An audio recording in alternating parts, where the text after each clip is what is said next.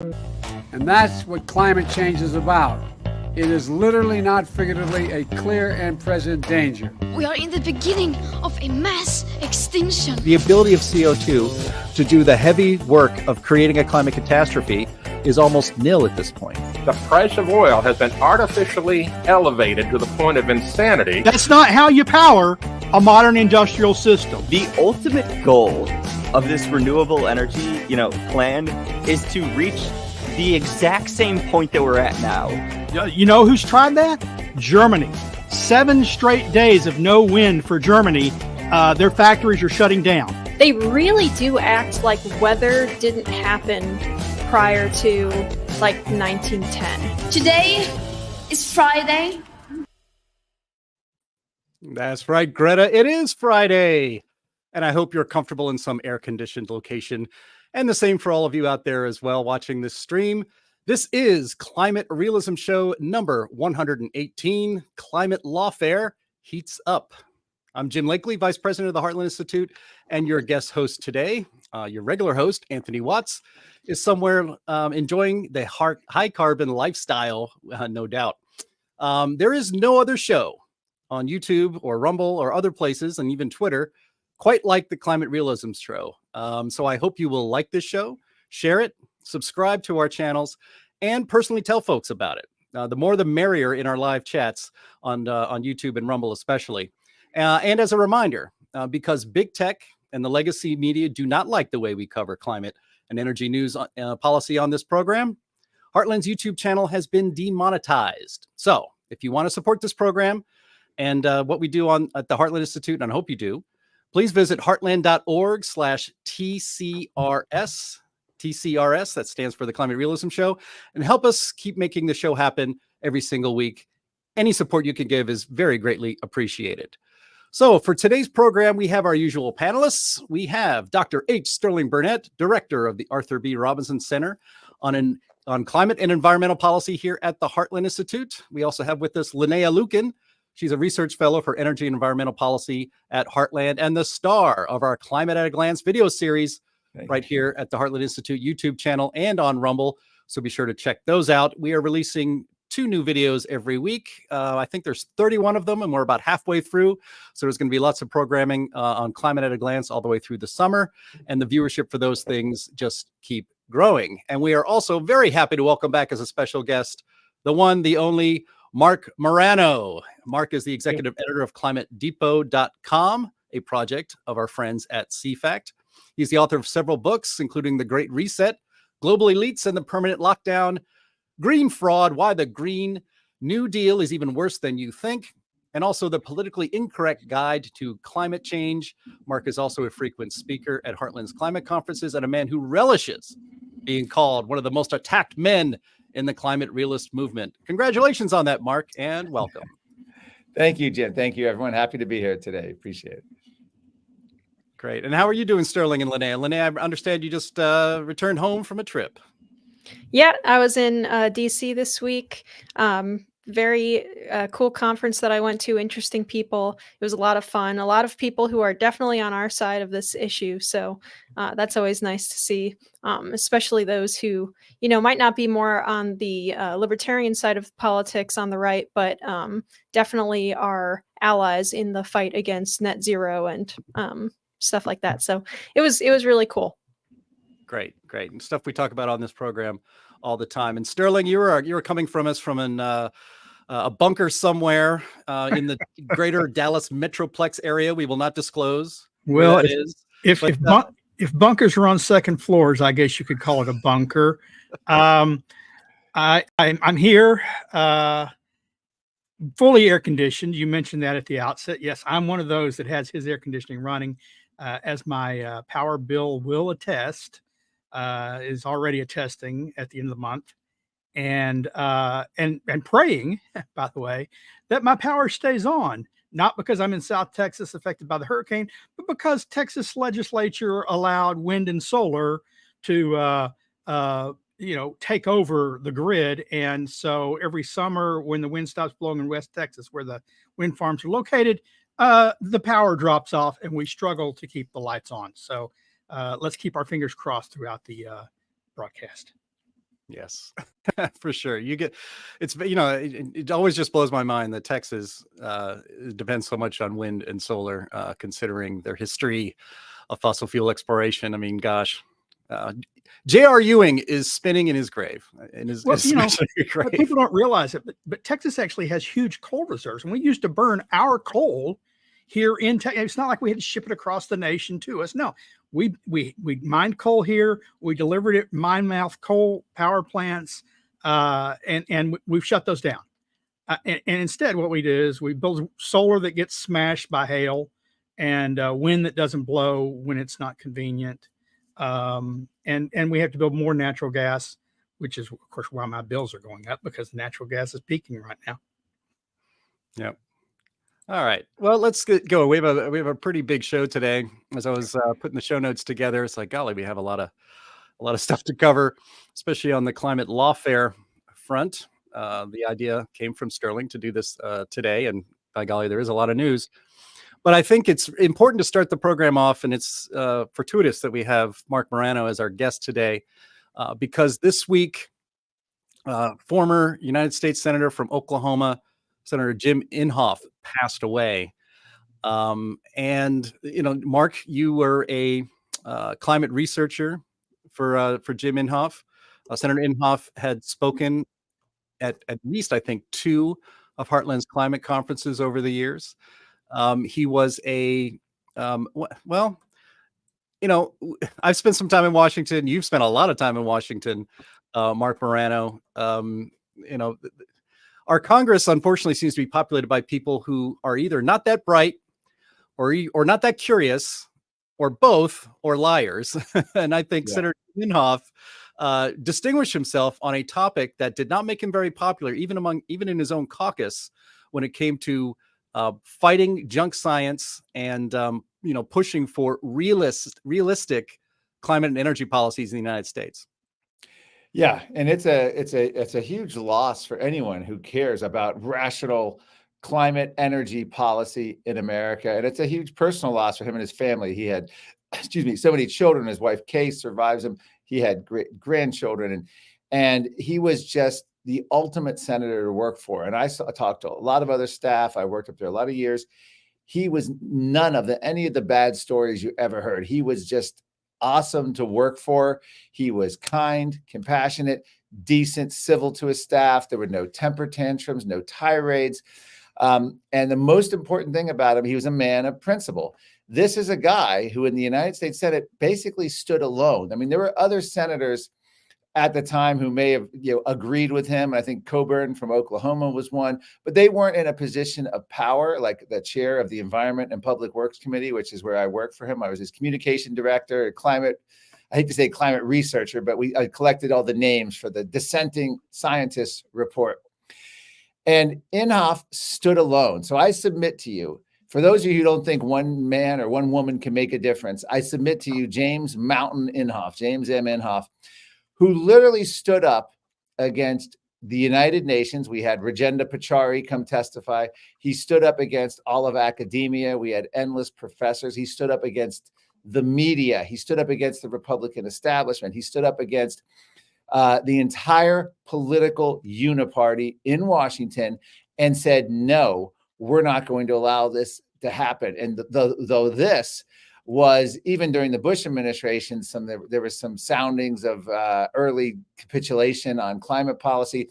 But when Obama was elected, I was still working for him, and he was single-handedly helped derail cap and trade in the United States Senate. So effectively, I might add, that Obama's signature climate bill was so damaged by the time Jim Inhofe got through with it, exposing it, even recruiting Democrats to oppose it. At one point, Senators Al Franken and 7 other Rust Belt Democrats throughout Ohio, Pennsylvania, Michigan, basically said, we can't support this bill because it was bad for America, bad for American industry. It was supporting China.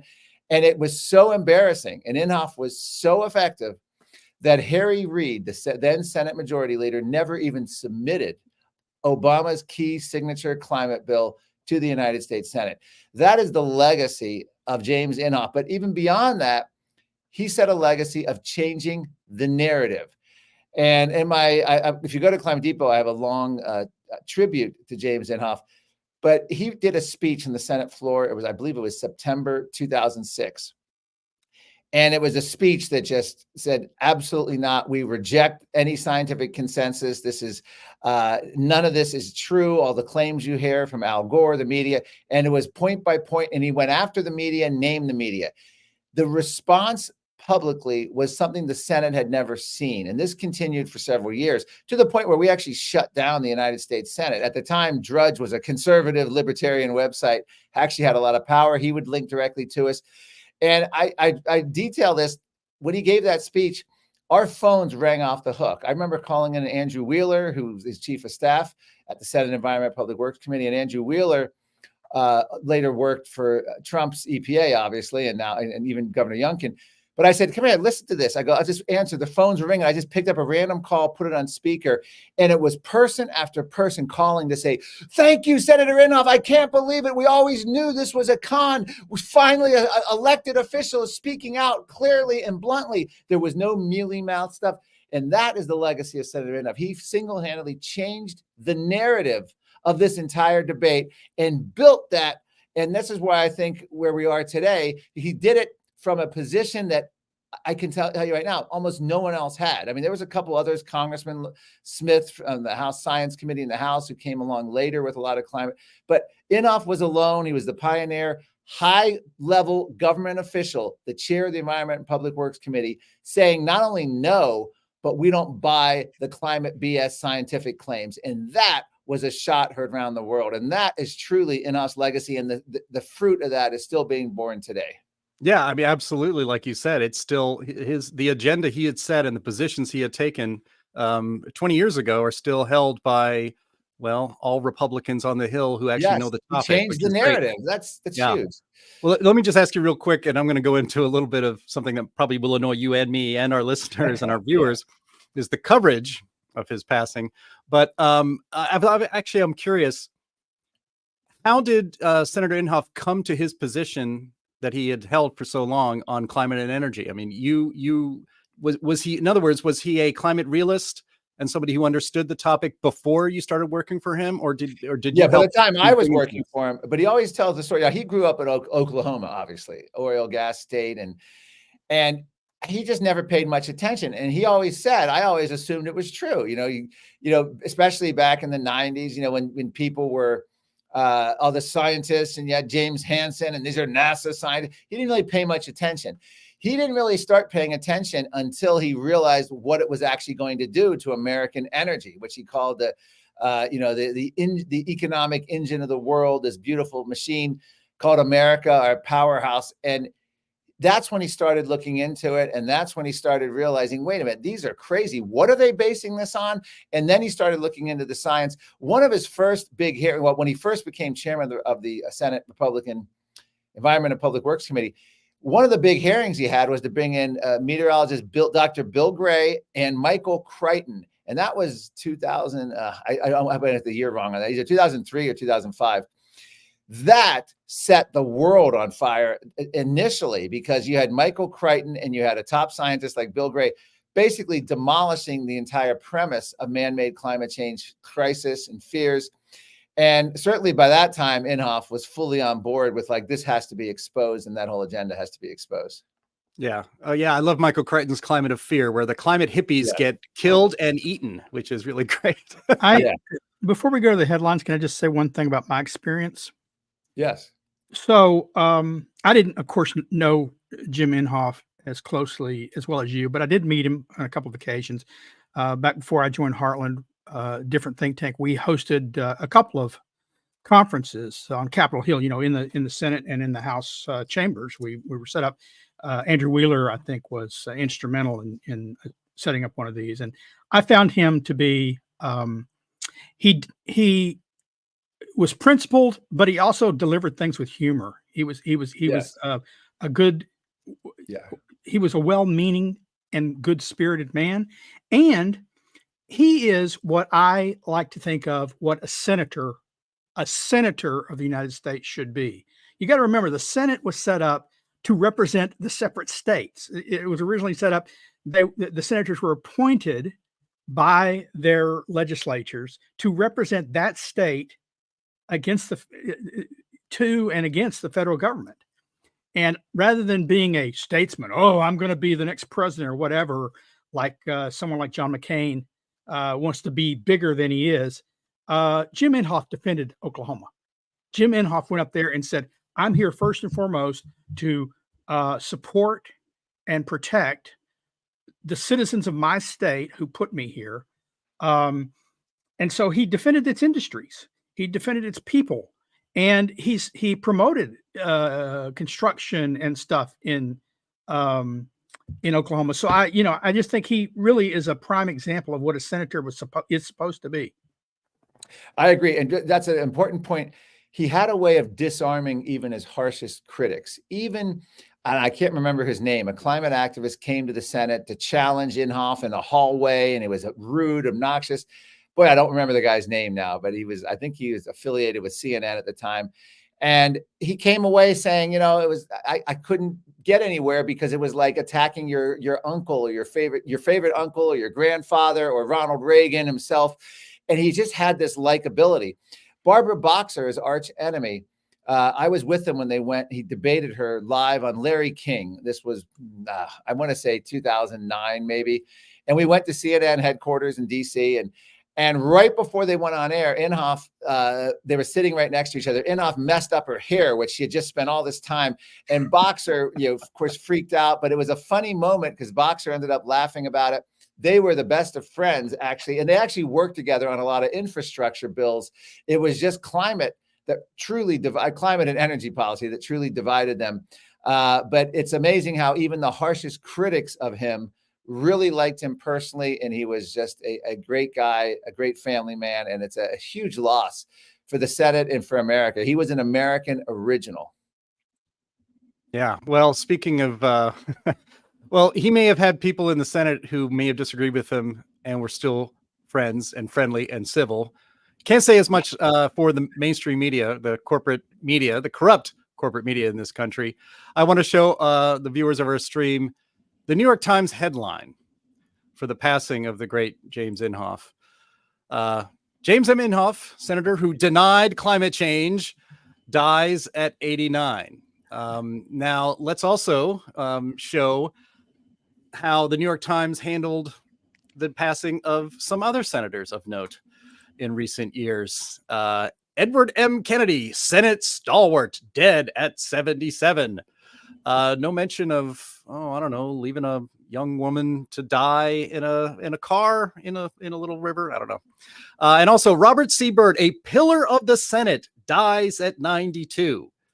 A Klansman, a leader in the Klan, not in the headline. Yet Jim Inhofe is going to be known to the readers of the New York Times as for only one thing, and that he denied climate change, Marc Morano. Are you surprised, or do you even care? I don't care much. And I would say this, knowing Jim Inhofe, I think he would get a chuckle and he would be perfectly fine with that legacy, because he knew he was unique. He knew it was up to him in the United States Senate and the U.S. Congress, given the position of power he held, especially, to be that guy. So I don't think it would have bothered him, but I think it is funny to the New York Times. Again, we already know New York Times columnists, the mainstream media, to them, that's like writing, he denied the Holocaust. That's the equivalent when they write ridiculous headlines like that. That's how disgusted they are that someone like Jim Inhofe could even be a U.S. senator and deny climate change. Inhofe himself, I think, would get a chuckle out of that. And it is ironic, Ted Kennedy and Robert Byrd, how they get the glowing, because they were the right side of the politics that the New York Times likes. Right. All right. Well, our second segment today, and I appreciate. Well, before we go on, I want to ask Mark one thing. Y'all mentioned briefly the report you put together while Inhofe was there, and I think it's important our readers know about it, and if they can still find it somewhere. So, can you talk about actually, and here's the thing that's weird about it. I have it at Climate Depot. You can go to Climate Depot. It's updated to 1,000 dissenting scientists. Hasn't been up. I mean, when I say updated from the Senate days, it hasn't probably been updated in over a decade. But in the EPW website, every time there's a change of chairman, they change all the URLs. So it's very hard to find anything on the Senate website anymore. But that was a report when I first started there, I started there right when Al Gore's film came out in the spring of 2006. And this was a time when Rajendra Pachauri and all the major networks, and Al Gore and all the UN chiefs, they were all saying there's only about a half a dozen scientists out there who don't believe global warming, and they are the same ones who believe the Earth is flat or the moon landing was faked, et cetera, et cetera. So we had the idea, let's test that theory. So Senator Inhofe and the Environment Public Works Committee, we announced it and started collecting the names, soliciting names from scientists around the world. And we reached out, and it was incredible. And then when we finally released the report, it was December of, right before Christmas, a couple of weeks, like early December, 2006. And Inhofe went down to the Senate floor, read the report, started reading the names. That report was the shot heard around the world because it was the first time. And again, keep in mind, this was during a time when Republicans were fully on board with this. I mean, there was almost in private meetings. I remember really conservative members of the Senate, Republican staffers, their chief aide would be like, oh, our senator doesn't want to say anything. He doesn't want to be seen as against the environment. So we don't know how to handle this. We're just going to focus on only economic costs of whatever proposed legislation. But that bill, I remember it was even Bill O'Reilly changed his coverage of climate change at the time. Fox News picked up on that hugely. Talk radio. That was a seminal report in getting out a new narrative to the people that, hey, these are major prestigious scientists from Harvard, Yale, MIT, NASA, former UN scientists, Nobel Prize winning scientists saying, no, this is not true. They don't agree with Al Gore. They don't agree with the head of the UN. And that was what was so important. And Inhofe used his stature as a senator. And in the report, we even put the Senate seal, which used to drive people nuts because it was a majority report, not officially, like a bipartisan report. But we put the Senate seal in these reports. We had a skeptic's guide to climate change. And it was just heads exploded. You had to put trigger warnings on them, I guess we'd say today, on those reports. But again, it was huge. I just can't tell you. And once Inhofe left, there was actually Senator Vitter he carried on a great legacy. But I got to say this, and I hope I don't offend anyone, or the succeeding chairman of that committee or ranking and minority members, none of them have ever been interested in taking on the science. After Senator Vitter, I believe he was the last one from Louisiana, they all just run scared, including the current Republicans on it. They don't want anything to do with challenging the science, even today, which is kind of sad. But, obviously the constituency is really opposed to it.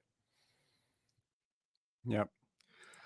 Yes. Well, thanks again, Mark, for being on the show. And I think it was important to have that on the record for the greatest champion for climate realism the Senate has ever seen. And maybe somebody will come up to 80% of his level if we're lucky in the near future. So let's get up to one of our favorite segments here on the Climate Realism Show, and that is the crazy climate news of the week.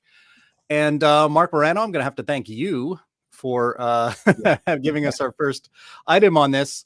Because I found this on climatedepot.com. Climate activists lead a funeral procession at Citibank for causing climate death. Mourn all of those killed due to the climate crisis. So we have there we go. There it is up on the screen. So yeah, I mean, just another stunt. This was a funeral procession led by Bill McKibben of 350.org, a radical environmental leftist. His organization, by the way, is called 350.org because his contention was that if the CO2 levels in the atmosphere rose above 350 parts per million, that was the tipping point in which the Earth would become uninhabitable and there was really no way to recover from it. Linnea, what's our parts per million right now? I believe it's something around 420, but I can look. It is 420, huh? Well, that's a nice round number. Could be like so it's and we're still here. It's over 400 for sure. We're still here. And this procession actually reminds me of what the Heartland Institute's office. We're in the suburbs of Chicago right now, but for a long time, for most of our 40 years of existence, we had offices in downtown Chicago. And one day I was coming back from lunch and I was trying to walk into the building. And there were a bunch of people laying on the sidewalk. And I wondered, what the hell is going on? Why are they doing that? They were conducting a die-in to protest the Heartland Institute's position on climate policy, because we were going to kill them and all of their progeny and everybody else on Earth because we didn't buy into the climate alarmist narrative. I just stepped over them and went back up to the 28th floor and got on with my day. But hey, well, Marc Morano is going to comment on this. Andy, if we want to play the video that we have of that climate funeral, I think it's quite the sight to see, especially some of those signs that are being carried around. So, Mark, you ever been to one of these? Not a climate funeral. I've been to I feel like I've been seen similar at UN summits they've had, but not with coffins. I haven't seen. I mean, I think the bagpiper is a nice touch. You know, It's very as an nice Irishman, I admire that. Except Scotland right now is going through a very, very cold summer, so I'm surprised they could get a Scot to do something. They're such cowards wearing sackcloth over their normal clothes. There you You're go. supposed to wear it against your skin so it's painful.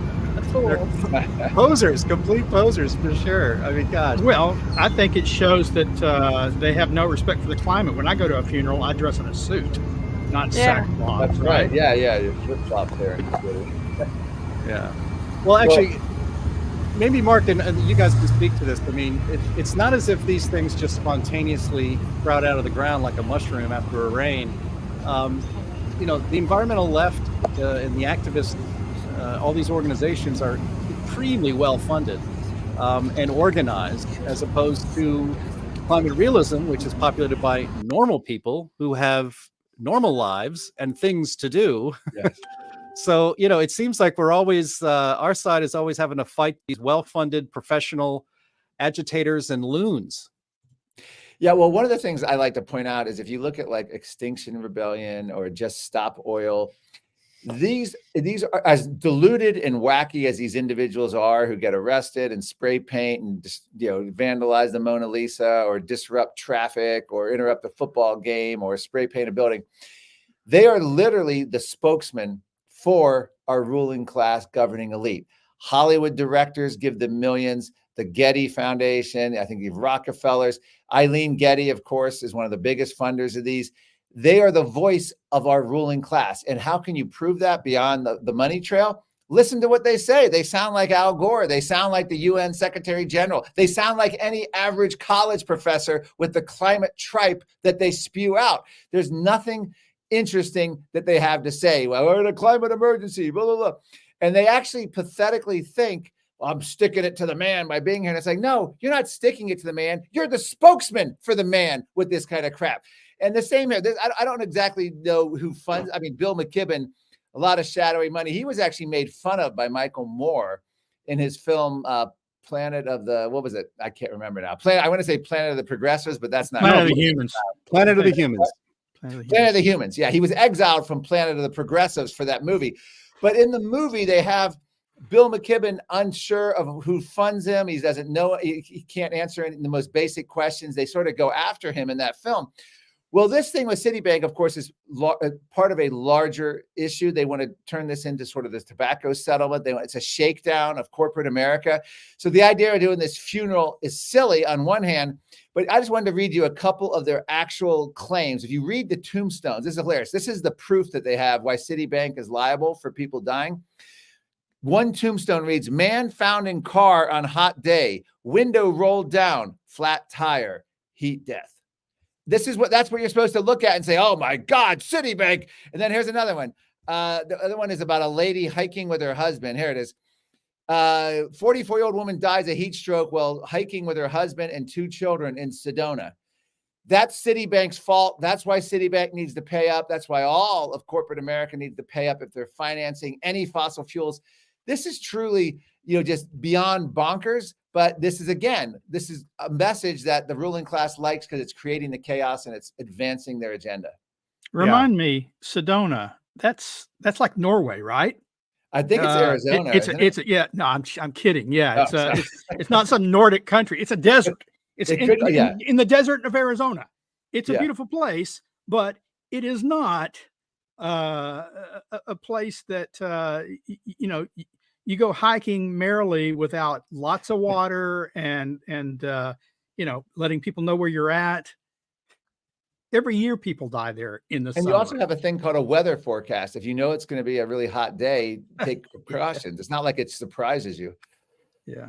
Right. Well, actually, Mark, what you just brought up there is a perfect segue to my second crazy climate news of the week. And it's not exactly news. It's not exactly new, but I did find it again through the great climatedepot.com. And it is, let's see, it's a story that is headlined "Calls to Add Climate Change to Death Certificates. New study demands climate change be added as a pre-existing condition." Now, this was a study, as you explained there, published in the prestigious journal, The Lancet, in 2020 by 2 PhDs, lamenting that, quote, "climate change is a killer, but we don't acknowledge it on death certificates."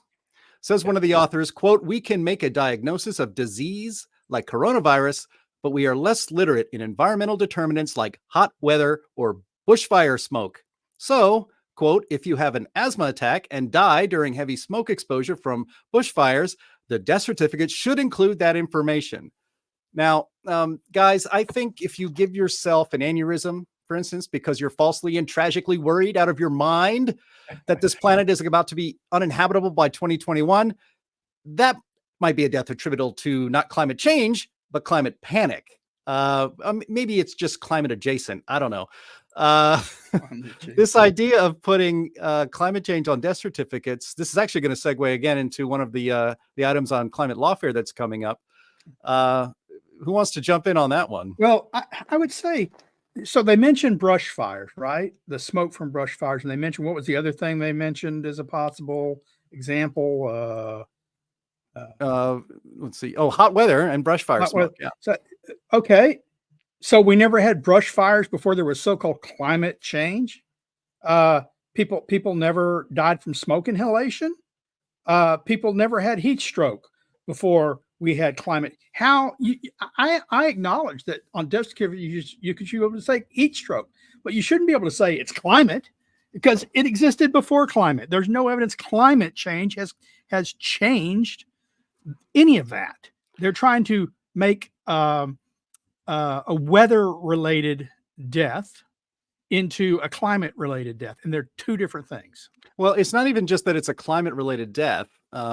It's that it's a human-caused climate change-related death. In other words, that human emissions of carbon dioxide is what is causing more intense heat waves, more brush fires, and the research and the things we cover on the Climate Realism Show and the stuff that Marc Morano posts on climatedepot.com debunk all of this garbage, because human activity is not changing the climate in ways that would make these things more severe, and certainly not severe enough to put it on someone's death certificate, Mark.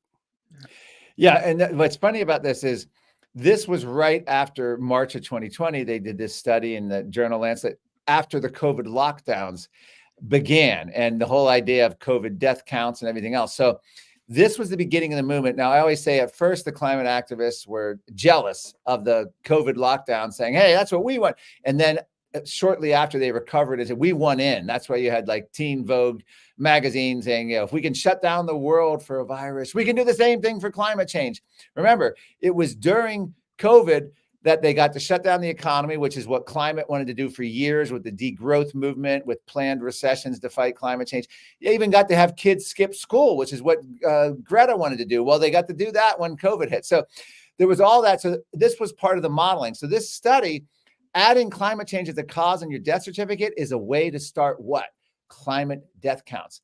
Same time, a year later, the doctor in British Columbia, the head of the emergency room, and then a group of doctors were formed after this, was the first doctor to medically diagnose a patient as suffering from climate change. He actually wrote it on her chart. It was a woman who was suffering from heat stroke, and he put down, your condition is climate change. So you can actually get diagnosed by a doctor now with climate change. You can have it added as a cause of death on your death certificate.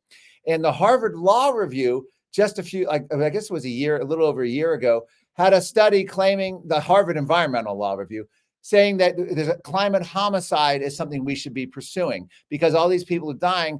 You need lawsuits, which is what we're going to get into, I think, with the next story on the Lawfare. And the bottom line with all of this is modeled after the tobacco industry, and this is all part of merging climate change into a public health threat. That's why you had 200 medical journals saying climate is a public health threat. That's why you have the Harvard School of Medicine claiming unchecked climate change leads to more COVID-like viruses. So if you don't support the Green New Deal, you're a grandma killer.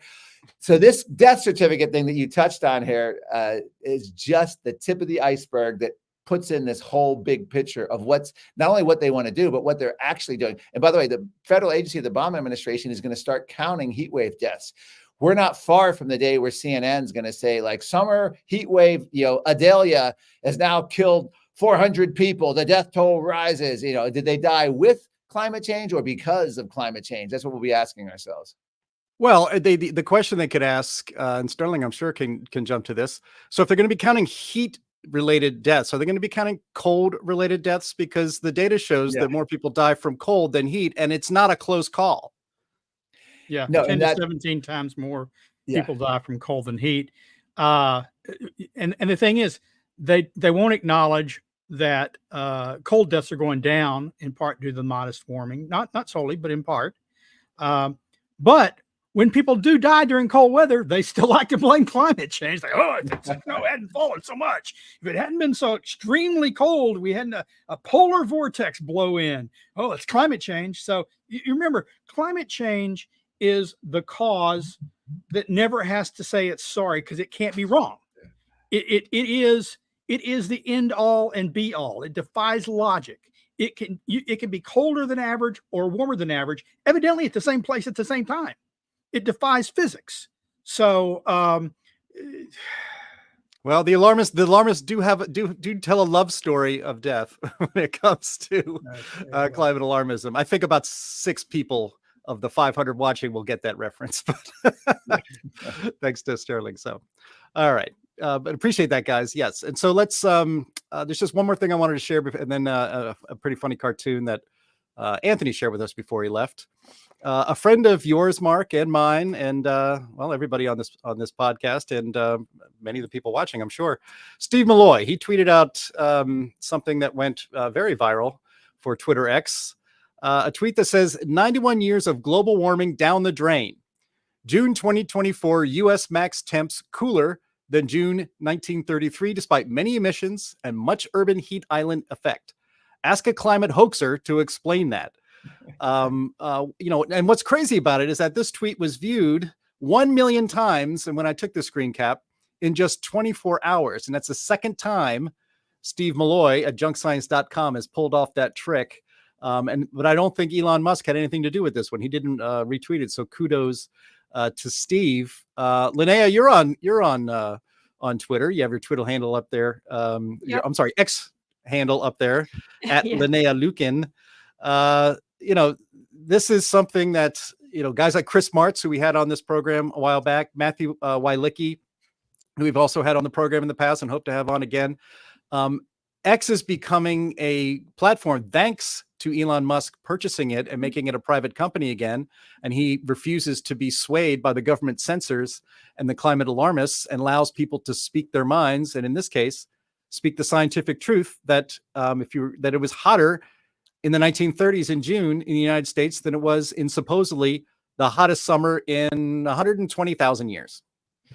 Yeah, of course. This is one of the funniest things that Steve regularly does is use the exact same kind of arguments that the alarmists, and especially the very poorly informed alarmists, tend to use, which is this month was hotter than average according to some arbitrary length of time. And then of course, and then he can pull the same card here where he goes and pulls that this is actually cooler than it was 100 years of warming ago, right? So it cracks me up every time because it drives them absolutely ballistic. It makes them go completely insane in his comments. And this is the kind of stuff that people enjoy. I think especially it's not just about the factual presentation of the actual data here. It is also that it's kind of poking in the eye of the alarmists, right? Because it's funny. And that's part of what Chris Martz does too. That's so successful and so great. Mm-hmm. I do want to point out, though, that I'm still a little bit mad at Elon when it comes to X, because the Heartland Institute's Twitter account still can't be searched. Like, I have to, in order for me to find the Heartland, it doesn't come across my feed. In order for me to type it into their search and then click on like your account or another account that links back to the Heartland Institute account, it's still shadow banned. So he's got to get on that for us. Are you listening, Elon? I know you're listening, Elon. You'll get on yeah, that of right away course. for sure. All right. And then this one last quick item shared with us by Anthony Watts before he took the week off. This is a cartoon from Scott Adams, famous, of course, as the creator of Dilbert. This is from his new web comic strip, Robots Read News, and is a commentary on our always wrong corrupt media. Do you remember us telling you for the past 4 years that Biden's brain was better than ever? Oh, I just figured he couldn't shake his cold. In our defense, there were no clear signs of any kind of mental decline. It was hidden. I mean, once you point it out, sure. But the climate crisis is still totally real. You'll be dead by Tuesday. What? Even if I recycle? That's right. Even if you recycle. So there you have it. That's for you, Anthony Watts. I know you're watching or will be watching later. Salute you. All right. On to our main topic, and that is climate lawfare. To be honest, I asked when Sterling had proposed this as our topic today, I was like, is there really any new climate lawfare stuff? And I thought we were kind of winning. I thought climate lawfare was fizzling out. And as we had to make the title of this podcast today, climate lawfare really is heating up. And I want to start with one of the recent stories here that is actually the most serious. And then we'll get down to maybe, I don't know, less serious things. And that's a story from The Hill, where a prosecutor outlines the homicide case against Big Oil. Let's see here. Yep, there we go. So last summer, says the story, last summer, an unusually long and brutal heat wave killed hundreds of people in Maricopa County, Arizona. That's in the Phoenix area.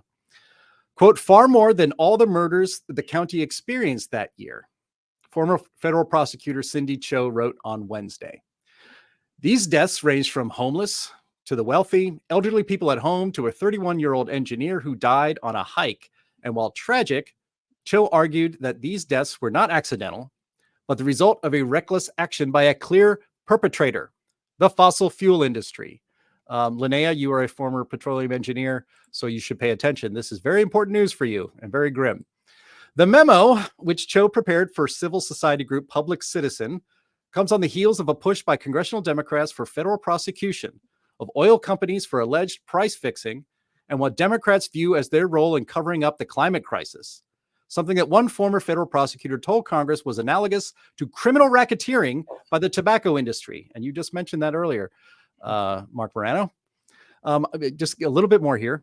But whatever decision federal prosecutors make, Cho argued, local prosecutors like those in Maricopa County have their own clear pathway for prosecution for second-degree murder. Second-degree murder. This memo focuses on, quote, 8 of the world's largest investor-owned fossil fuel companies and a national oil and gas trade association. Each of these, Cho argued, quote, are collectively responsible for a substantial portion of all global greenhouse emissions that are actively participated in a conspiracy to spread climate disinformation. I mean, I could read more. You can read this for yourself in the show notes. But guys, I don't know about you, but the concept of collective guilt seems a little un-American to me. It seems, what's that word the left uses all the time? Oh, fascist. That's right. Fascist. And I'm going to get out of the way here before I get myself into even more trouble. Sterling, why don't you get yourself in trouble? I got 2 thoughts. First off, I guess I'm looking forward to seeing Linnea in a blaze orange jumpsuit onesie or black and white stripes like from the old 30s and 50s films, her present attire, because she did work for the industry. Secondly, you know, in the criminal law, I'm not a lawyer, but I watch enough of them on TV. As I understand it, in the criminal law, there must be a direct connection, something clear beyond a reasonable doubt that X actor they're not talking about civil suits here, right? Civil suits is preponderance of the evidence. You weigh relative benefits and costs and contributions. In the criminal laws, X caused Y beyond a reasonable doubt.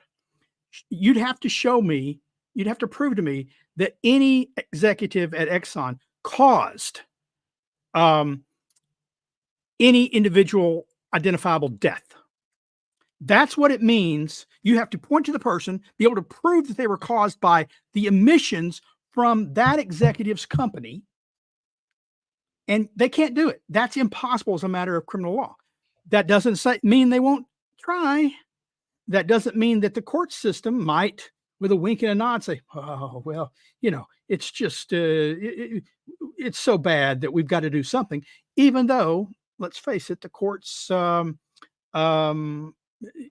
well, I won't go into. Some of the courts have been better than others on this, but I don't know any of them that have said we can breach the criminal law like this.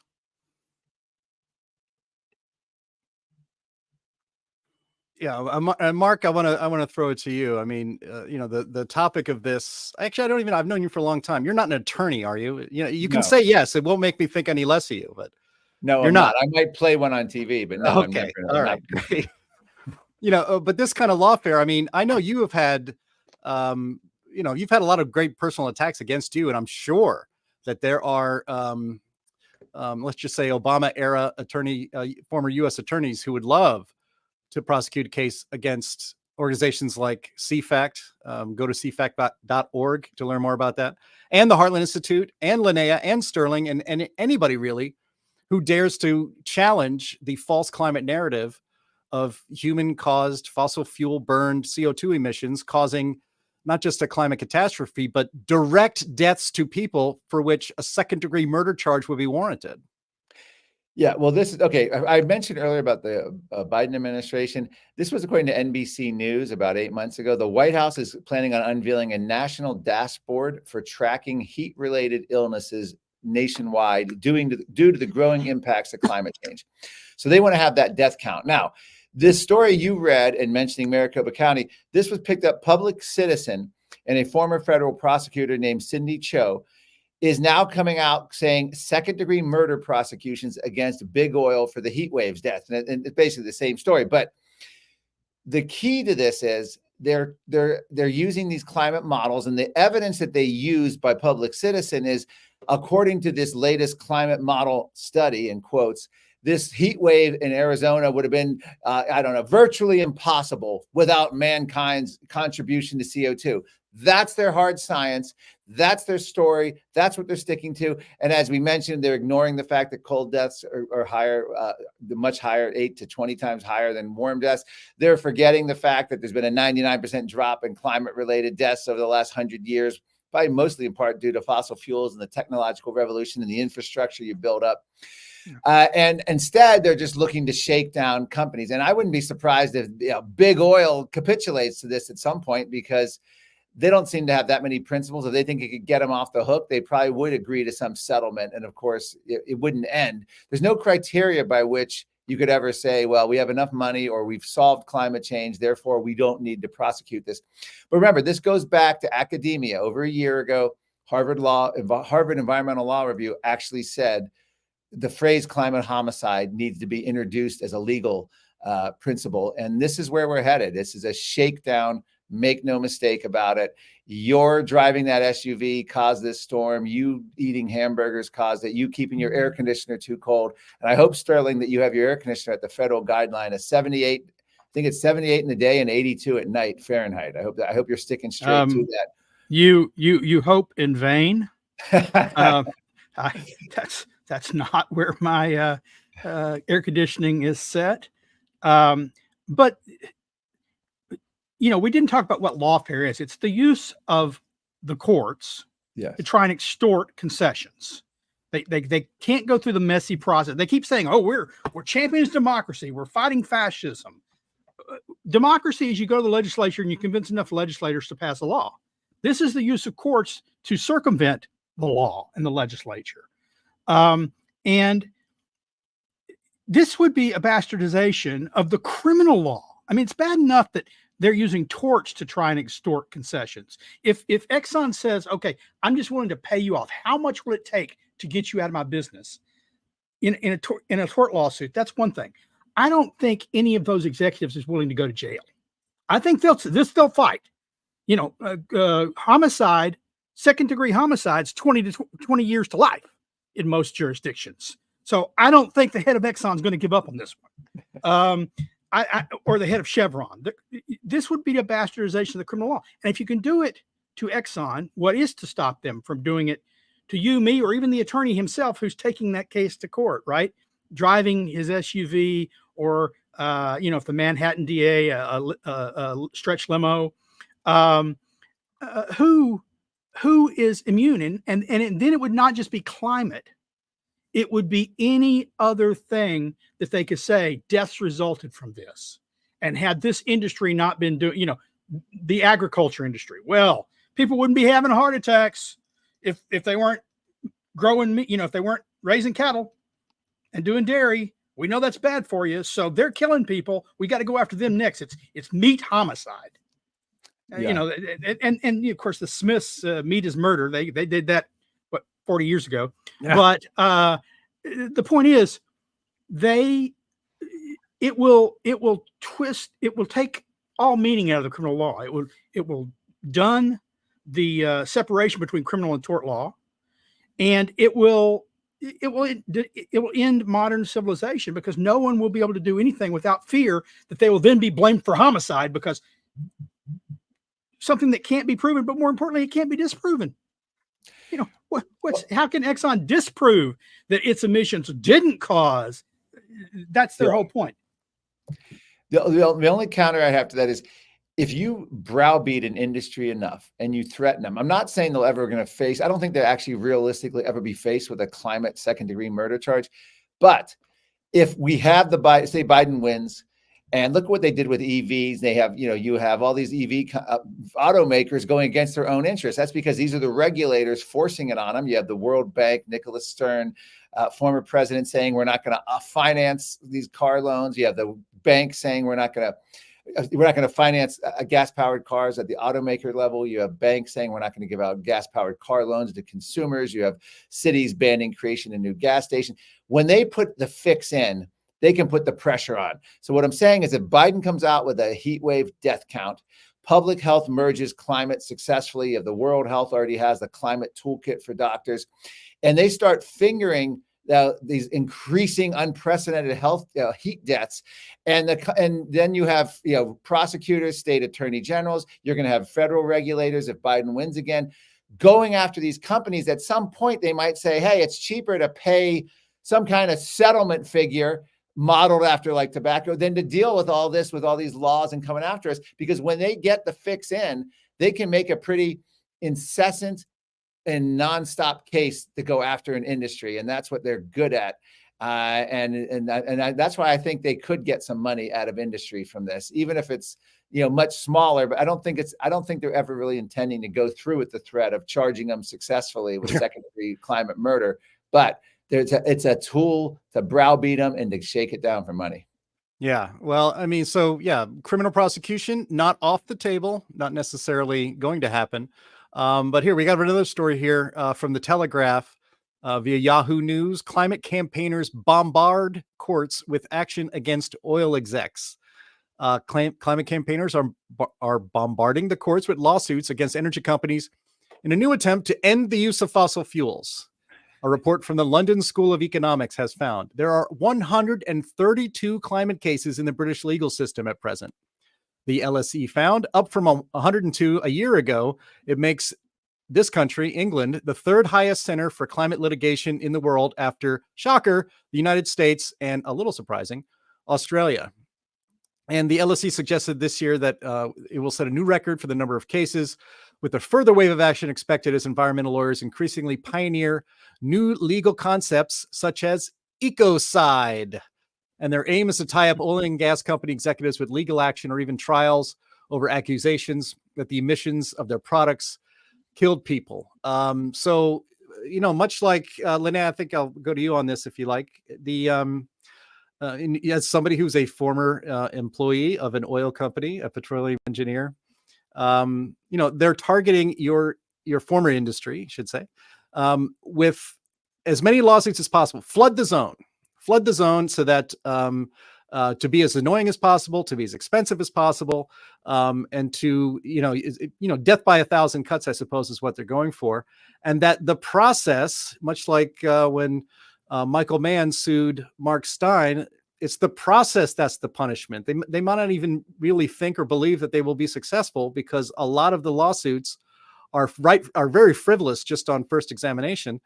But it's the process that is supposed to punish, people that are actually providing not just a valuable service to the world, but the most valuable service and product that humanity has ever known.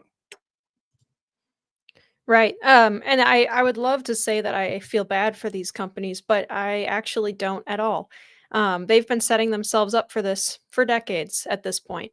If you go right now to ExxonMobil's website, and I checked this while we were talking here just to make sure that they haven't changed anything, but it's still the case. And it's actually even more extreme than it was last time I checked it a couple of weeks ago. ExxonMobil's front page is all about reducing carbon emissions. That is their main thrust of their website design right now, is sustainability and reducing emissions, reducing methane emissions. The API, which I think is the organization that's also being sued, the American Petroleum Institute, has been advertising on their website about how good they are about emissions, or how they're lobbying for methane regulations and stuff. What do you mean? I thought, if your product isn't hurting the planet, then why are you advertising about reducing the use of your product? And also I made this point to someone at the conference I went to this week, but when I was working in the industry, if I thought that the product that I was helping to produce was destroying the planet, I would not be working in that industry. I wouldn't be able to do it. And yet there are people in the industry at high levels that are shilling climate change nonsense, or the climate catastrophe narrative, while also working to produce more of the product that they claim is destroying the planet. So Right. Are they evil or stupid? I don't know. But, I always embrace the power of "and." Don't discount "and." That's the way I always think about it. I'm so mad at it's one of my favorite op-eds I ever wrote was for Human Events, and it was where I pointed out all of the sections on BP and Exxon and all these organizations' websites shilling the climate catastrophe narrative, and then they're gonna complain and cry and especially ask these smaller industry, or these smaller companies and smaller industries, that they've been screwing over by lobbying for methane emissions regulations for years now, and they're going to ask them to help them prepare to defeat these lawsuits. No. It's no longer it's no longer you with made Exxon. your bed. It's I'm no mad longer, at them. It's no longer with Exxon, put a Tiger in your tank. It's now put a carbon capture and storage unit in your tank. Right. God, you're right. They have long led to their doom. Remember, first the first fossil fuel they threw under the bus was coal, right? Natural gas said, "Oh, yeah, you're right. Coal is terrible. It's causing emissions. It's climate change." But natural gas is a transition fuel. We're so much cleaner. So imagine describing your product that way. My product is a transition product. Yeah, you're going to stop using this soon. Yeah, we're transitioning you from a fast death to a slower death. Right. We're going to, what is it? The guy that they said, someone asked him, have you stopped beating your wife? And he says, "Oh, well, I'm doing it less than I used to, and I expect in the future to stop altogether." Sorry, that's not sufficient. Yeah. Well, Marc Morano, I mean, this actually what Linnea had described there, and how fortuitous again for her to look at the Exxon website to confirm what she knew in her heart to be true, because we all know this. And it is that big oil gave up on supporting climate realism a long time ago. And that it goes without saying that big oil does not contribute to organizations like CFACT and the Heartland Institute and the CO2 Coalition and a lot of our other allies in the climate realism movement, they long ago sold out to the green gravy train. And I'll never forget that I remember seeing a British Petroleum BP commercial on TV where the logo swirled and then the words "Beyond Petroleum" came out. For a petroleum company, for crying out loud, Marc Morano. Yeah, in fact, when I was in the U.S. Senate, it was, I want to say, it was a Rockefeller senator from West Virginia, and maybe it was Dianne Feinstein or Boxer, who did this impassioned letter to ExxonMobil. But here's the thing. Even when ExxonMobil gave to skeptic groups back in the 90s and up to, I guess, early 2000s, it was actually to general conservative groups in general who maybe 5%, 2% was dealing with climate. It wasn't specifically to deny climate change. And what's interesting is that Union of Concerned Scientists, this was back 20 years ago now, did a study claiming ExxonMobil gave, 16 or 17 million to groups skeptical of climate change since the early 1990s, like over 2 decades. One United States Department of Agricultural farm grant for $20 million exceeded all the money ExxonMobil was ever accused of giving to climate skeptics. And this farm grant was to study global warming, farm odors on global warming. So it just goes to show you what a pittance, first of all, big companies like ExxonMobil ever even gave. It didn't even equal one USDA farm grant. Secondly, when you look at the big picture, there's people always say, oh, that's ExxonMobil talking point. What? ExxonMobil was Rex Tillerson, probably one of Trump's worst cabinet picks, and that's saying something. Yeah. One of his first acts was going to the Arctic to sign the UN climate declaration. He supported carbon taxes. He supported the UN Paris Agreement. All a big oil does.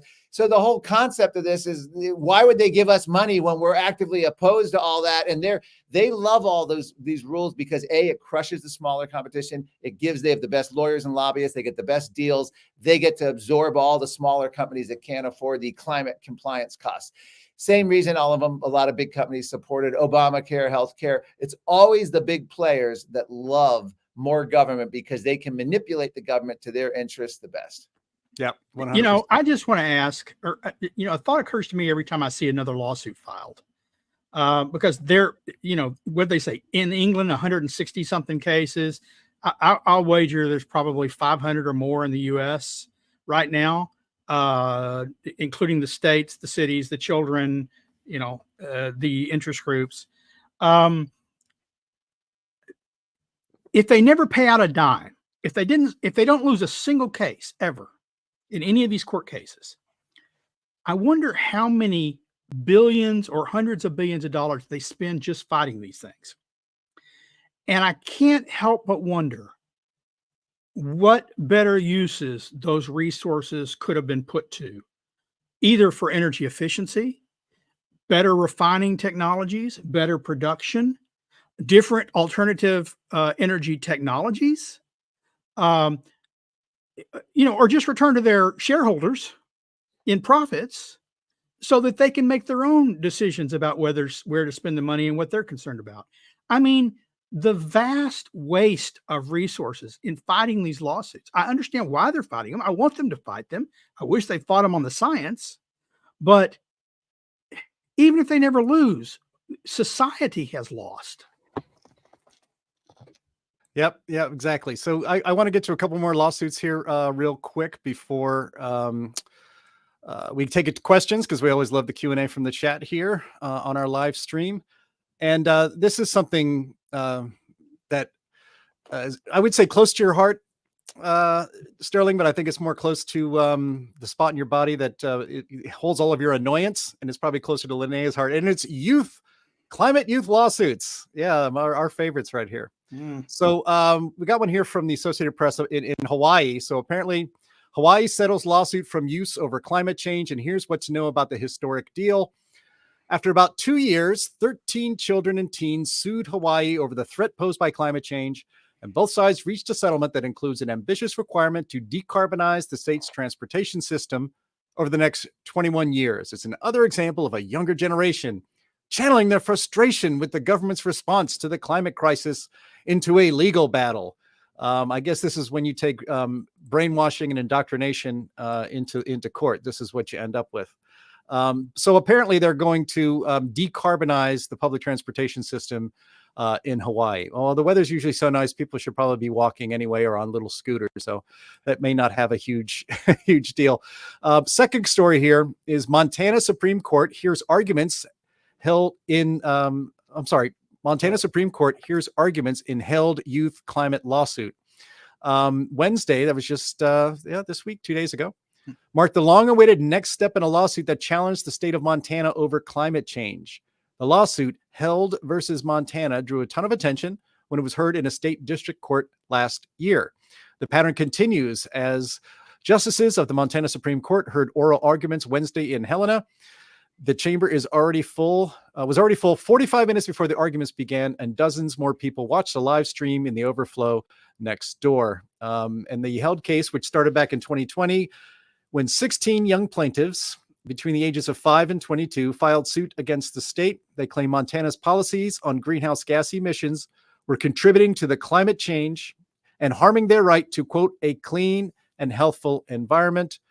And Sterling, you follow these cases quite a bit. You write about them a lot in the Heartland Institute's Climate Change Weekly newsletter, which you can subscribe to by going to heartland.org. It's a great weekly roundup of sometimes nutty stories like this, but you do cover pretty closely these sorts of climate lawsuits. Why don't you take it from the Montana one and this idea of getting children to be just like Greta, right? Just like Greta, using children as the vehicle for these sorts of nonsense. Dozens of lawsuits like that. I think the first one arose out of Oregon.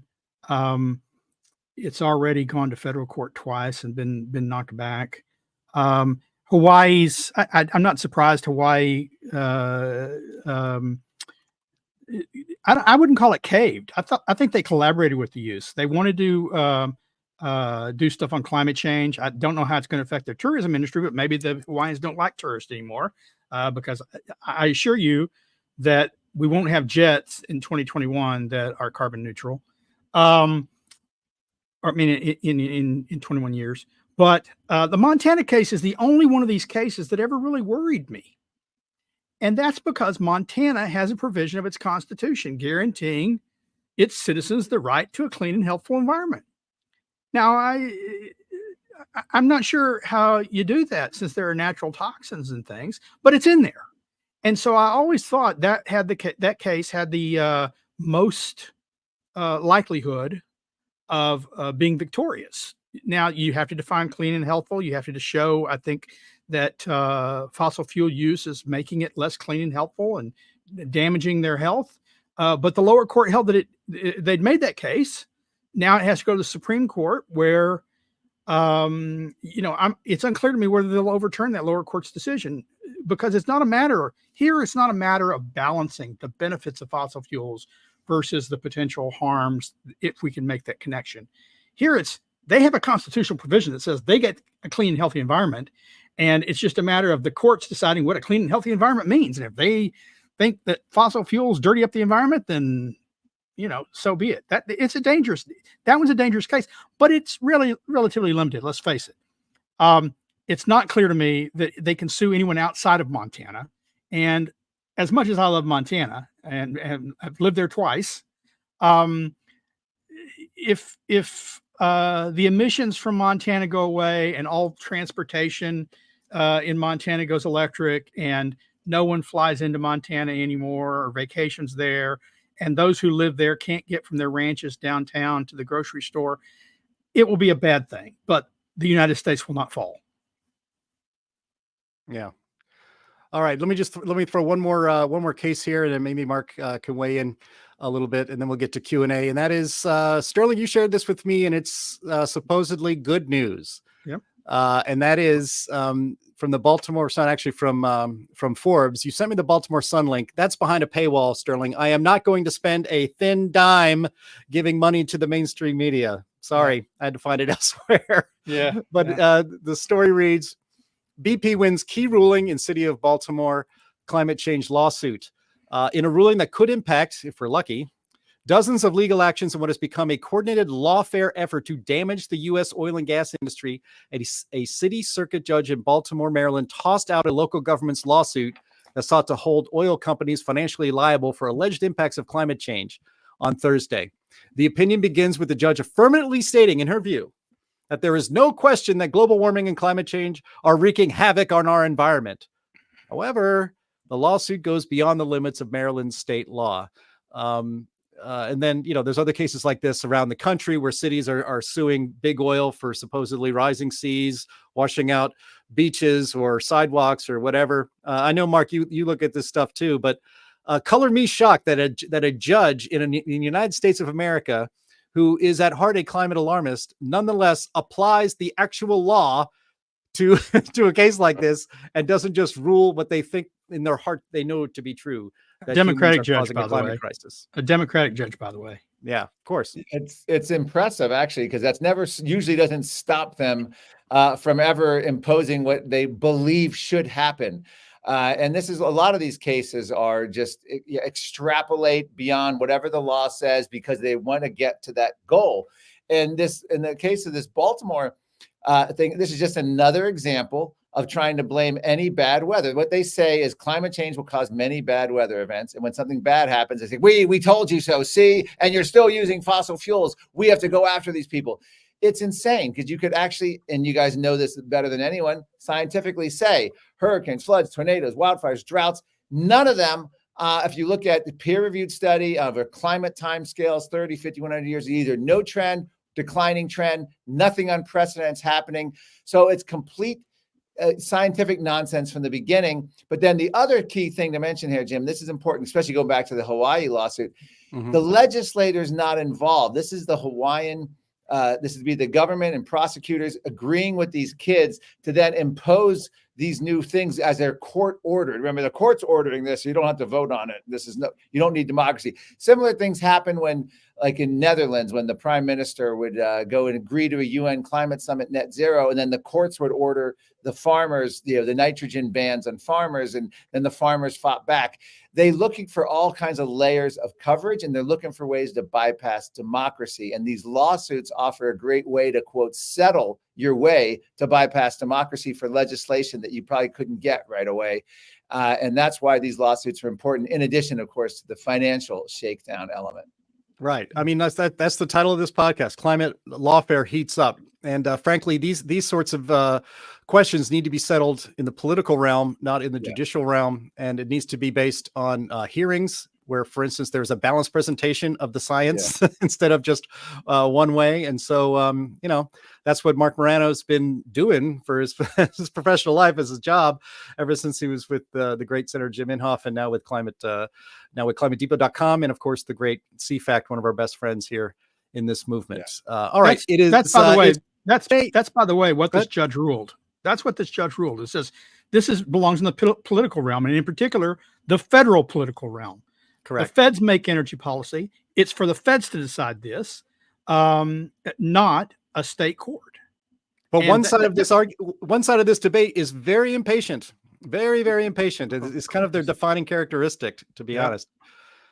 All right. It is one of our favorite parts of the program, and that is Q&A time. And Linnea has been monitoring the chat here on YouTube mostly, and I think there's a few people on Rumble who are also leaving some comments. So Linnea, let's get to it. Sure thing. I have not seen questions come across Rumble. I have seen comments.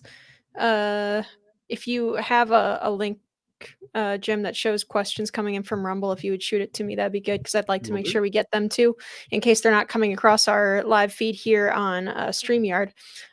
First question that we got today, though, was this one from Diane Selby, who's a pretty regular viewer. She says, mainstream media is focused on the number of heat deaths experienced right now across the USA. Can you show data again that shows a higher death rate from cold rather than hot? And we do have that data lurking somewhere, so we might have to spend a minute to bring it up. But yes, Diane, we would love to show that, because that is the case. Go to Climate at a Glance. And look, we show data. We show the data and graphics. We didn't have it teed up. We didn't know this question would come, but we show the data and the graphics that show not only are heat deaths down, but deaths due to extreme weather are down. Yeah, and not only that, but Biden's own EPA shows the heat waves were far worse in the 1930s. So much so that you have professors now wanting to eliminate the 1930s EPA heat wave data. So the idea that anything unprecedented now with heat is just not scientifically tenable. Ask the Biden administration's EPA about it. There you go. There you go. Yeah, this chart is for total climate related deaths. This is including flood, drought, storms, extreme Yeah, temperatures, it's not in just both heat. hot and cold. But this at least shows that the trends overall have been greatly decreasing. But there was a study that was published in, I think, 2022, right, Sterling? In the Lancet. There was a massive study published in 2015 and a second study published in 2022 that came to the same conclusion. One of them was 10 times more deaths from cold than heat, and deaths from temperatures were declining. And the second one was 17 times more deaths from cold than heat, and the deaths from temperatures were declining. Yeah, I have here the Lancet study for UK 2000. Since 2000, 85 times more UK excess deaths due to cold than heat. 3 studies concluded the 21st century cold temperatures led to 7 times more deaths than the warm temps. And Bjorn Lomborg put it in very simple terms: global warming temperatures saves 166,000 lives each year, because heat deaths make up 1% of global fatalities a year, almost 600,000, but cold kills 8 times as many people, or 4.5 million. So that's the hard numbers, and that's all readily available. This is not in dispute. It's not like other people say, "Oh no, I have a study showing cold is much less killer than heat." Pretty much across the board, I've never seen anything else. So it's not a controversial claim, or it's easy to back up with multiple studies. No one's ever come out and said, "Oh, you can't trust the Lancet on this stuff." The Lancet's a terrible journal. It's not peer reviewed. No one says that. To take a more recent example, recently, 1,300 people died during the Hajj when it was held recently. There were more than 2 million people there. In I believe it was 1920. So 124 years ago, 1,500 to 1,600 people died during the Hajj, and there were only 50,000 people there. Talk about the percentage of deaths per attendees. Massive difference. Imagine if there had been 2 million there back in 1920. Can't go confusing people with facts and statistics like this, Sterling. Okay. We've got a comment actually from Doug Pollock, who's a great friend of ours. He goes to a lot of our conferences. He has a comment for you, Mark. He says, "Congratulations to Mark for the tremendous interview to a French media in Vienna, where he said everything without mincing words." Oh yeah, Doug was there with us. That was at the Vienna Climate Conference, where we had John Clauser and James Taylor, your president, speak. It was I believe it was European public TV, and the film crew was from France. So we know what they're going to do with all this footage. It's obviously going to be very similar to if PBS, a public broadcast here in the U.S., did a story about climate deniers.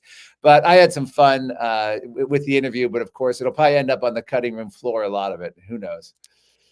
For sure. Okay, we have this question. This is Kite Man Music. He says, "Hi from England. A lot of viewers from here. Any comments on the heat wave situation at the moment?"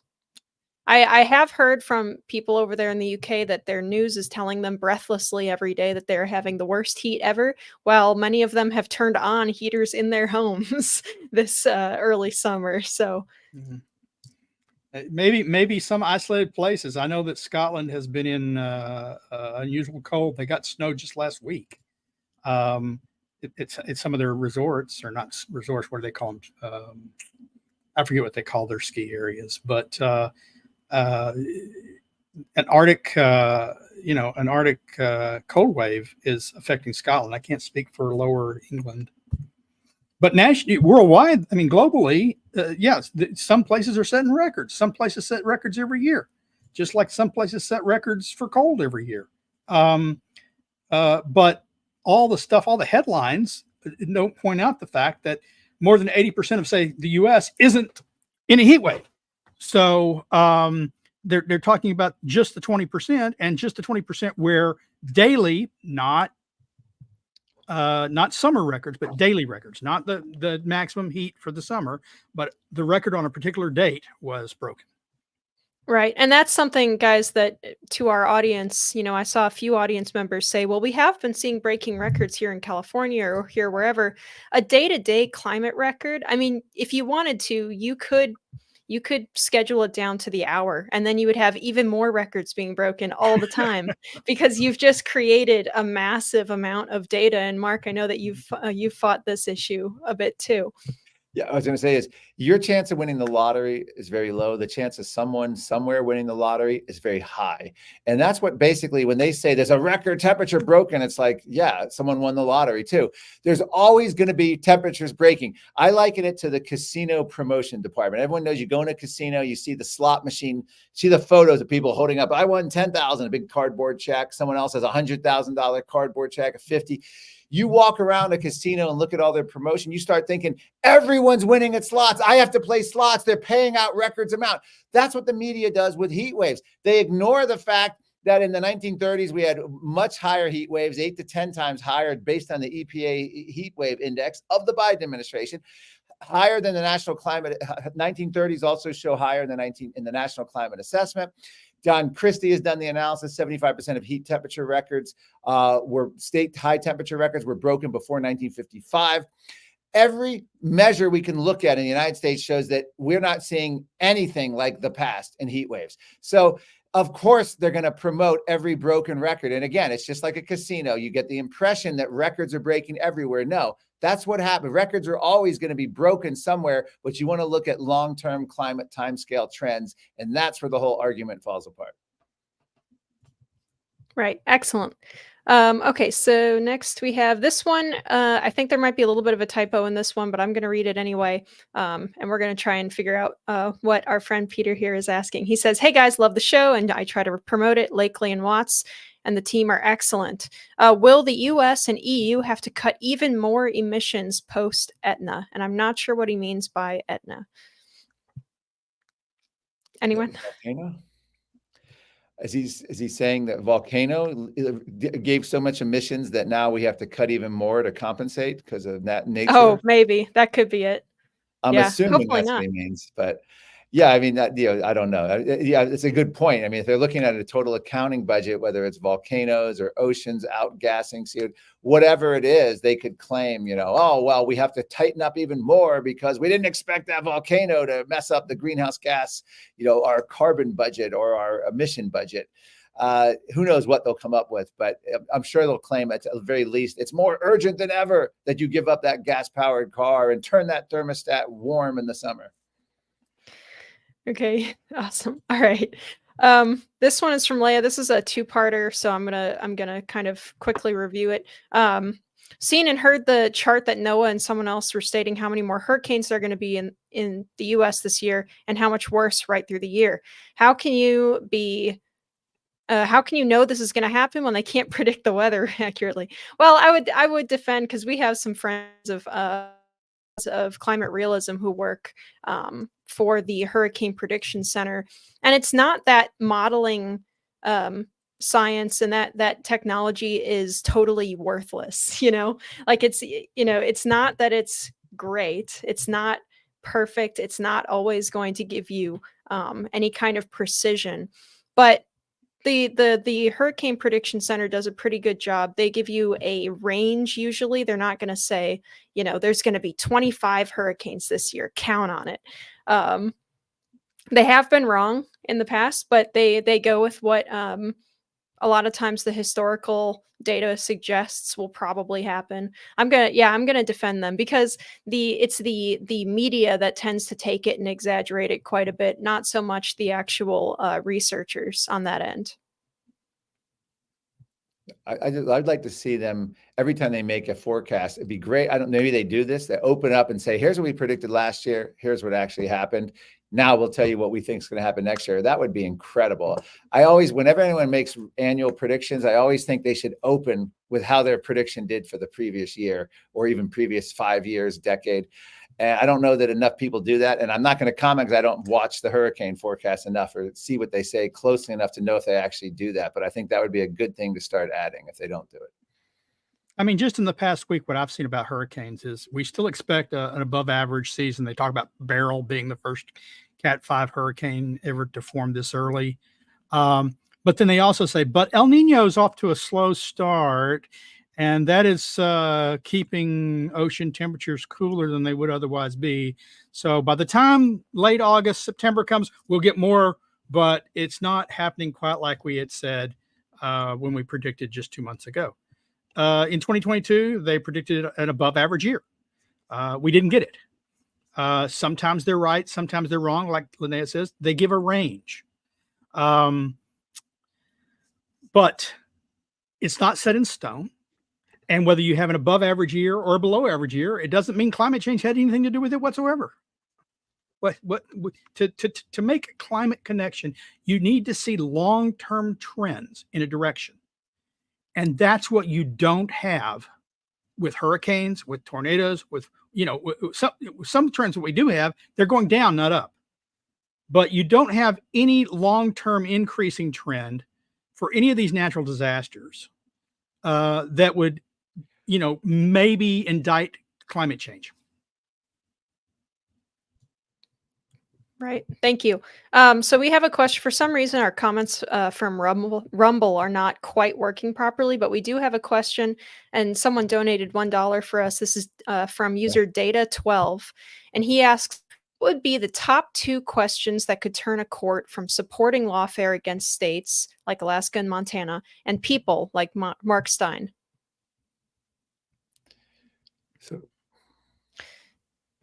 So repeat that part. What would be the key piece of evidence? He says, what would be the top 2 questions that could turn a court from supporting lawfare against, let's say things like Alaska, Montana, and Mark Stein? So I'm guessing.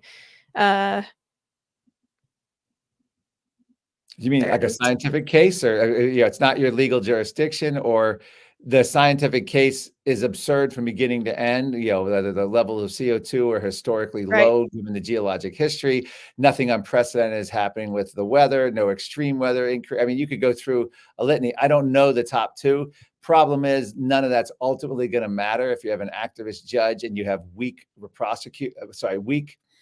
defend the defense usually doesn't want to challenge any of the scientific claims. They're going to want to argue only on either jurisdiction, legal grounds. It's a huge advantage for the climate alarmists because they go in there with absurd scientific claims that are almost never refuted scientifically. A few exceptions. I think Montana actually did bring in a lot of scientists, but most of the time, even if there's like a Republican state, they're too timid to even come back and challenge any of the climate claims, scientific claims. Yeah. Actually, what happened? Go ahead, I was going to say the 2 questions actually should occur during the confirmation process. Number 1, are you a climate alarmist? Yeah. Do you believe that humans are causing a climate catastrophe? Okay, I'm going to write that one down. Yeah. And do you believe that the Constitution means what it says? Okay, interesting. Yeah. Well, you move along. In the Montana case, Mark, they had scientists lined up. They took their briefs, but then they disinvited them. That's right. Okay, I remember that now. Yeah, so they never actually testified. Yeah. So there's a problem there. Yeah, I don't know that there's 2 questions that would be definitive. I think the overall, the overarching theme for all these cases should be what level of government is specifically delegated and assigned the power to regulate interstate commerce. There is only one. That is the Congress of the United States, not a state court, not a state legislature, not federal courts. Congress of the United States regulates interstate commerce. And if anything is interstate and international commerce, it's oil and gas, it's energy. And so that should, the door to the courthouse should be closed to all these cases on that grounds alone. The court should say, you have no standing, take it to the U.S. Congress, who has the authority, the sole delegated authority to regulate interstate commerce. Now, we may not like what Congress comes up with, but that's why you vote. Right now, Congress has considered climate legislation a number of times. It's never enacted any. So I think that should be, every court should say, well, this is interstate commerce. Who regulates interstate commerce? The Constitution says the U.S. Congress does. Thank you, Sterling. And I'm actually going to pitch this next question back to you, Sterling, because this is a subject that I think that you will answer very succinctly. And that is a question from our resident, I don't want to be mean to him and call him an alarmist, but he's at the very least very pro green energy guy. He says, do you think that wind and solar and battery backup will be cheaper than fossil fuels for electricity production without government subsidies? Question 2, is fossil fuels economics viable without subsidies? The subsidies that fossil fuels get globally, and I hear a lot about this. Oh, they get far more, are not to the industry, but they're to retail. They're to you and I. Not here in the U.S. The fossil fuel industry gets almost no subsidies in the U.S. But where my wife's from in Venezuela and in Saudi Arabia and other places, the consumers are subsidized. They sell gasoline to them at rates that are well below the market rate. They get their gasoline cheap. That's a subsidy to consumers, not to the industry. Concerning will wind and solar and battery backup be cheaper than fossil fuels on their own without subsidies? Well, I was told 20 years ago by people who are promoting the industry that they would be. They're still not. Battery backup rivals only offshore wind as the highest cost source of energy. So anytime you're going to move to that for backup, and I mean reliable long-term back, not 4 minutes on a grid, not 4 hours, but 24 hours if the wind goes down and you don't have enough solar, it will never be. I should never say never. Not in the foreseeable future.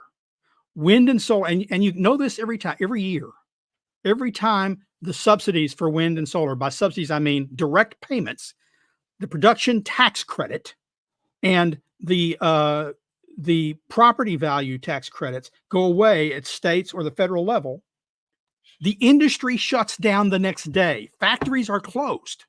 They exist solely because of government subsidies, support, and mandates. And when those support and mandates go away, they will go away too, except for boutique uses. Look, someone in Montana that's not connected to the grid, a solar panel makes a lot of sense with diesel generator backup. But for Dallas, Texas, in the middle of summer, wind and solar don't make a lot of sense. You'd say, oh, why not solar? Well, I'll tell you, a lot of people don't know this. So temperatures in Dallas routinely are above 100 degrees. When you get above a certain temperature on solar panels, they start to lose efficiency pretty radically. The way the electrons work don't work as well. And so you lose power there. The wind in West Texas isn't blowing. It doesn't make sense. But we pay more for gas because, well, it has to switch on and off for when the wind does blow. So you got to pay for it when it's there. They got to ramp it up. I don't see them being in my lifetime, who knows how many years I have left, less than I've seen already, being cost competitive with fossil fuels, absent subsidies and mandates. And the subsidies for fossil fuels in the U.S. almost non-existent. Most of it's going to carbon capture. Right, that's true, Sterling. That's something that a lot of people don't point out, is that pretty much all of and that we did a deep dive into this because the EIA releases these statistics yearly, I'm pretty sure. We looked into exactly where the direct subsidies to fossil fuels went, and it was all for carbon capture. It was all for So it's kind of a trick question there. Okay, so we have a final question, but I'm actually combining two people's questions. And Mark, I'm going to pitch it to you. The first question, or the first part of this combined question, comes from Chris Nisbet, who says, do courts understand that fossil fuels have made it possible for humans to protect themselves against bad weather? And then the second is from Slarta Bartfast, whose name I always stumble over. And he asks, how many lives have fossil fuels saved? Heating, air conditioning, ambulances, fire brigade, etc. Yeah, well, that's one of the funny things. If you, again, the 99% drop in climate-related deaths is due in large part to fossil fuel technology and the building of the infrastructure made possible with fossil fuels. I think it was Alex Epstein who says it most eloquently. We've taken an unsafe climate and made it safe for humans. That's what fossil fuel development did. So, that's one of the reasons you have the 99% drop in death. And just in terms of fossil fuels, they have been one of the greatest liberators in mankind in the history of our planet. Long life, lower infant mortality, modern dentistry, cleaner air, cleaner water. Yes, you go through a period of rapid industrialization, and then eventually you get to the point where wealth, prosperity, technology take over, and you can have, like the United States does, according to the World Health Organization, among the cleanest air in the world and the cleanest environments in the world. And that is what is the key to all of this, is you have to embrace both sides of the equation. Is there negatives to fossil fuels? Yes. Is there negatives to solar and wind? Yes. Is there negatives to any form of energy? Yes. Does it outweigh the positives? Not even by a close shot when it comes to fossil fuels. It's been the most pro-human prosperity, life-giving substance that we've seen in the last several centuries. Nothing comes close in terms of our technological inventions. I'd like to add two things there. I just did a piece that will be coming out shortly on Hurricane Beryl in response to Bloomberg. And the writer for Bloomberg points out that natural disaster costs, weather-related costs to Texas, he's speaking of Texas particularly, were $350 billion since 1980. Oh my God. That sounds pretty high. 1 year of oil and gas wholesaling in Texas, $496 billion, more than all of the costs since 1980. That puts it in perspective a bit. And to Mark's point, he was just talking about the decline in deaths due to weather and temperatures. What about the massive decline in hunger and starvation due to CO2 fertilization and the use of fossil fuels for agriculture that have occurred? The fewest number of starvation deaths in history, declining. That's not magic. It's not manna from heaven. It's fossil fuels, folks. Yep. Indeed. Well, I think that'll do it for today. I really appreciate everyone being here. I want to thank Marc Morano, who is coming to us from Washington, D.C., although actually in front of a green screen, but that's okay. I know you're in the area. I got my puppy here too, so you can say she was there. Isn't that nice? How can you hate me now? It's all good. They'll find a way, Mark. They Right. will find a way. You can learn and find more about Marc Morano at the absolutely essential website, climatedepot.com, where he has been debunking and having a lot of fun climate nonsense for many, many years. And also visit CFACT.org. Of course, myself and Sterling Burnett and Linnea Lueken are all we all work at the Heartland Institute, and you can learn more about us at the very simple to remember website, heartland.org. You can also go to climateataglance.com, a place where you can get our app for the Climate at a Glance book that we have that gives you all the information you need to battle climate alarmists wherever you may find them.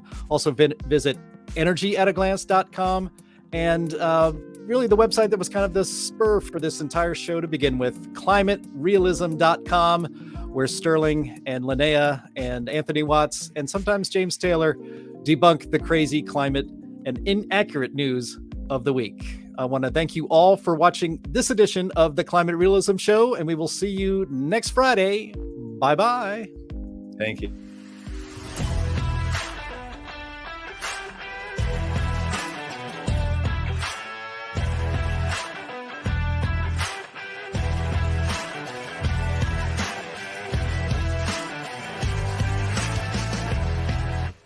He's a lion, dog-faced pony soldier.